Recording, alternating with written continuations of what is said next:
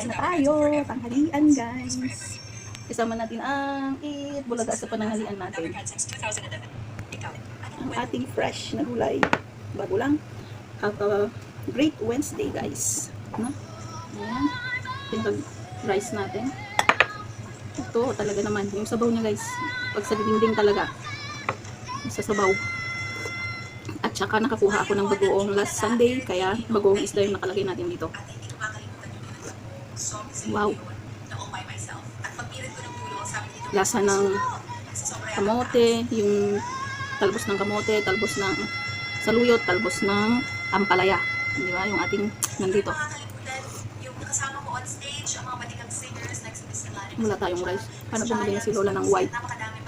Singers na talagang hinahangaan mo. At I'm so grateful din na nakapag-judge ako sa mga singing competitions ng Bulaga. Grabe, nakakainis kayo! Bulaga ang ating kasama palagi sa ating pananghalian, guys, kapag tayo ang mag-isa. Pero minsan kahit nandyan si Lola nanonood ako.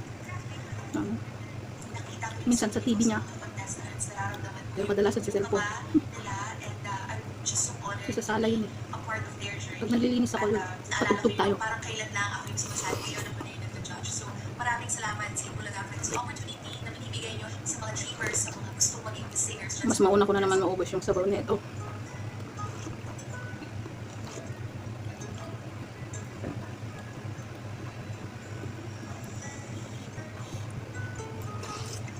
Ako po si Rachel Arco, Dabber Cats, since 1998.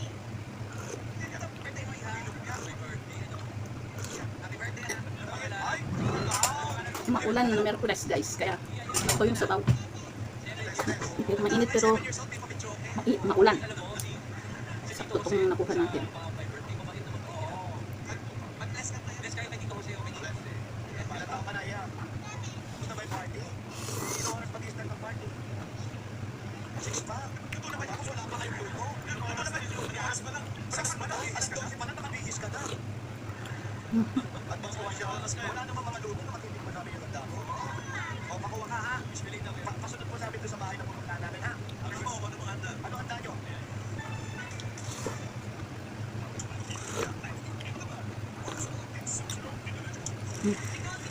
Bye na, guys.